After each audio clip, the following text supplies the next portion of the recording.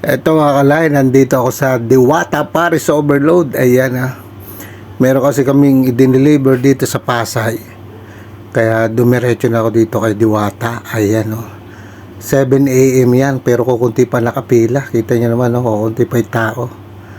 Kaya napakaswerte natin. Matitikman na rin natin yung Diwata Paris Overload na yan na pinipila ng napakarami. Ayan guys, ito yung aking order, Paris Overload. Ayan mukhang masarap naman. Tsaka itong Chicken Joy para kay Madam. Ayan, ang laki. Tapos yung kanin niya ang dami din guys, di ba? So ayan kita nyo, kukunti. Buti na lang kukunti.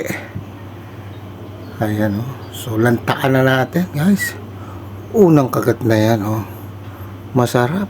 Sabaw pa lang talaga namang masarap na siya guys. Ang kaibahan lang nito doon sa mga Paris na akin nakakain, kasi mahilig ako sa Paris. Yung Paris ay laman ng baka na pinalambot.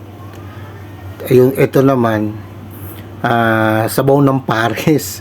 Diba? Tapos ang laman niya bagnet at saka itong lechong kawali, tawag ba dyan? O bagnet, at saka yung chicharong bulaklak. Kaya pag-igop po palang sabaw, lasa-lasa yung bagnet. Ayan so okay na rin guys, 100 piso only rice. Pero sa dami guys nung serving ng kanin, hindi mo na kailangan bumalik. Busog na busog ka na sa daming kanin. Ito nga si Madam, hindi niya naubos yung chicken niya. Yung chicken pala, chicken, ayaw niya ng chicken chicken, sabi lang ni Diwata.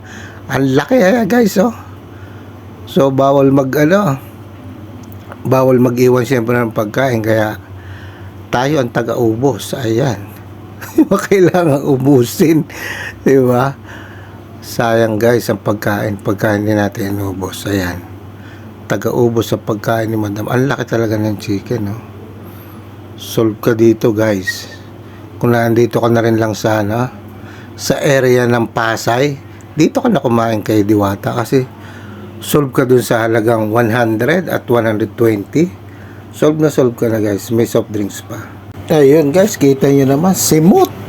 So hanggang dito na lang. Ayan, natikman din natin ang Paris Overload ni Diwata. Bye bye.